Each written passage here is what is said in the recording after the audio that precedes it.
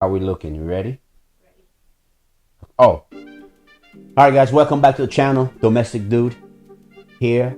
All right, so today, as you guys notice, I'm in the Domestic Dude man cave, and we're doing something a little different today. Today, we're going to introduce you guys to our first podcast, if I could call it so, what we call domestic talk.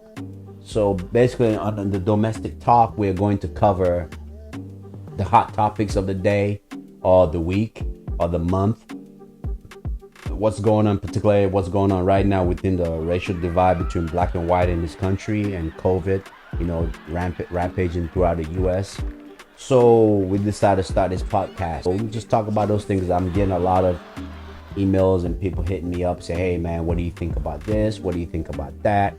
And so just up front, I'm not a political dude. Yes, I'm very well informed. I know what's going on in the world, all around the world, not just the U.S. I have, like I said, I have family members that live all around the world, so I pretty much stay in tune.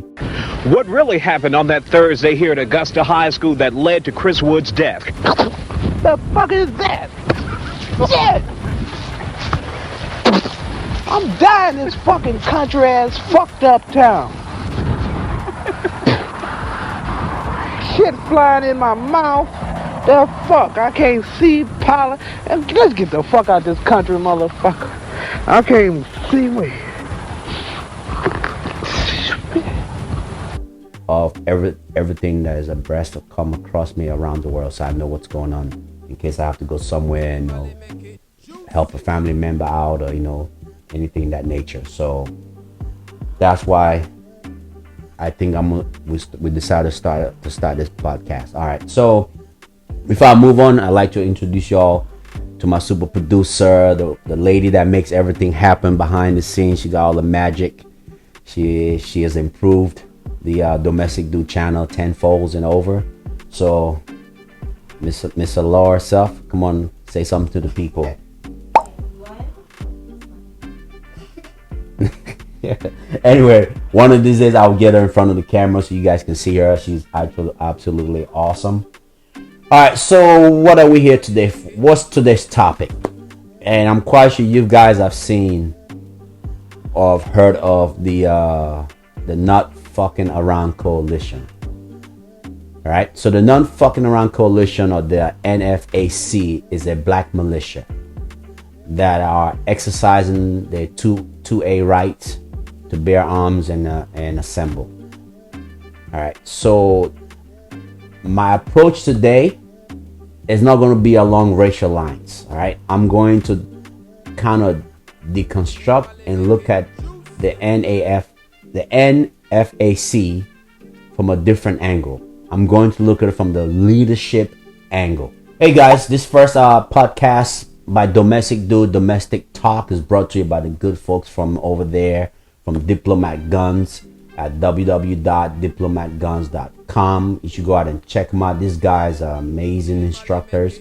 They offer weapons training courses, basic pistol handguns, advanced handguns, rifles. They also offer, for you small business owners out there, security audits, how to set up your company for security so you have secure environment. If you're a homeowner, they also do home security audits and let you set up your home so it's safe and secure. So don't forget, go out and, hey man, we always love our sponsor. Go out and check them out. www.diplomatguns.com. Check them out. Hey, and by the way, if you go ahead and use D2 first, D21, was it again, Alex? A D21. You can get yourself a discount. You can get yourself a 10% discount on their prices on their website. The interesting thing about this weapon is if I pull back the bolt, see that? See the bolt? There's no bullet in there. Pay very close attention. If I'm not paying attention and I take this weapon and I bang it, look what just happened. The bolt goes forward. The weapon has fired. I didn't touch the trigger. I just simply... What you guys just saw, my reaction to the not infamous Grandmaster J video of him demonstrating, I believe that will be a M16A1, like one of the original version of the M16, and the infamous what he demonstrates. So I'm sure you guys have seen this, but just in case you're new to the channel and you have not seen, I'm gonna demonstrate something to you. All right. So this is a very similar weapon, but this is a AR-15, or basically it's a carbine, the same version of weapon with the same bolt function as what he was demonstrating, right? So what he's saying is that this weapon will fire on its own. So I'm going to tell you folks that this weapon will not fire on its own the way he demonstrated it as. What you talking about? So basically what he has the bolt locked to the rear, which right now my bolt is locked to the rear, but I'll go ahead and ride it forward. All right, as you guys can see, the bolt is in the forward position. All right, this weapon does not fire from an open bolt position. Now, there are weapon systems that fire in an open bolt position. So that means, what does that mean? What I mean by open bolt position. So let me clarify something. I know a lot of people probably already demonstrate to you all so they understand the difference. Okay. A weapon that fires from an open bolt position, meaning that if you ride the bolt forward and there's a round in the feed tray or in a magazine, the weapon will fire.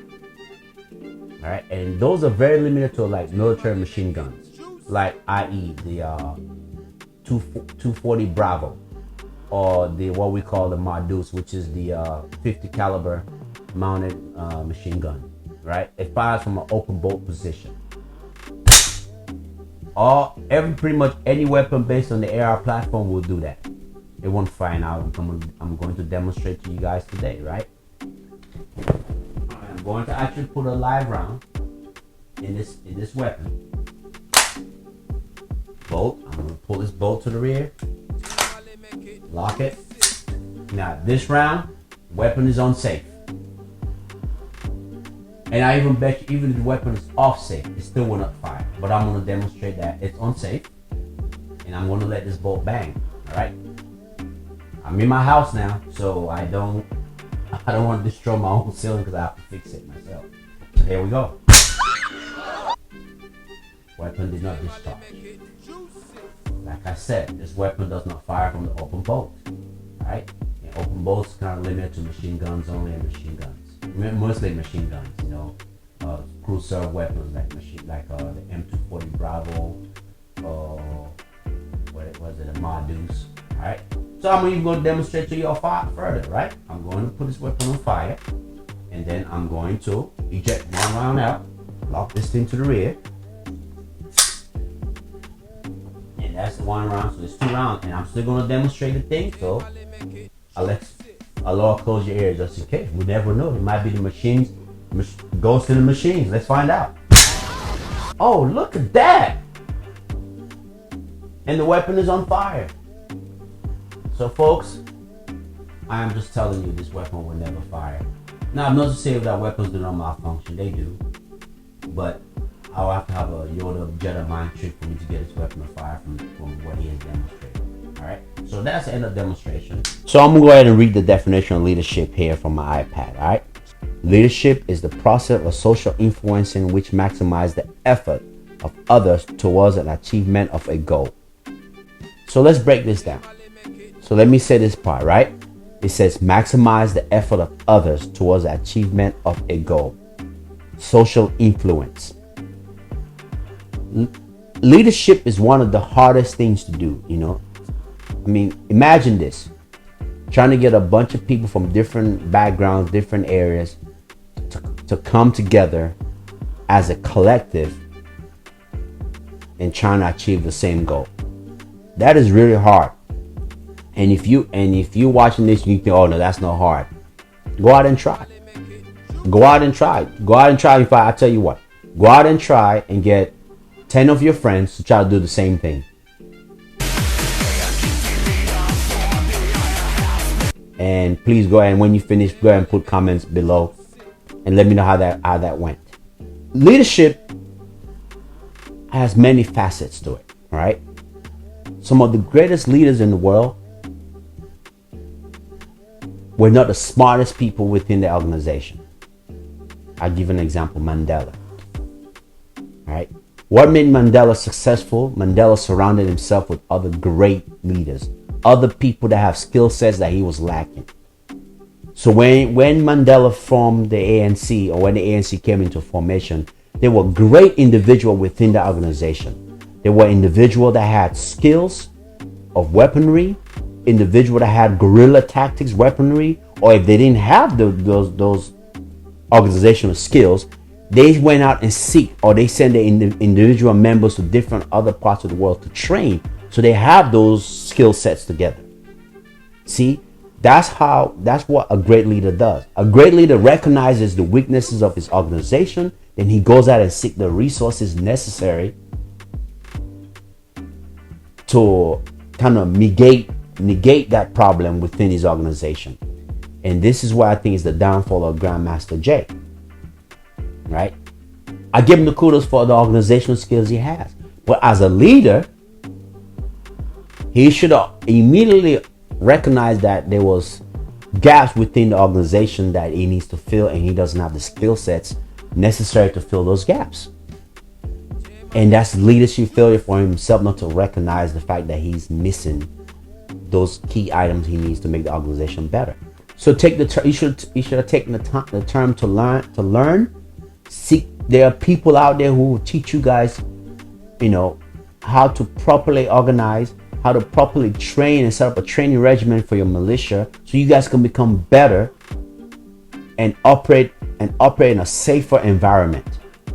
And that way you can get your point across on what you're trying, so you can achieve the goals that you're trying to achieve. All right. I'm not bashing at you guys. I'm giving you guys serious advice that you should take. I know that people out there, you guys have seen all of this, all the memes and all that. Some of that is well deserved. But it's it's time to learn. And this is my opinion. This is Domestic Dude's opinion. So take it as you wish. All right, guys, if you like what you heard so far in our first podcast, Domestic Talk, go ahead and hit that subscribe button, like this video, and hit that bell so we can bring you bigger and much better content.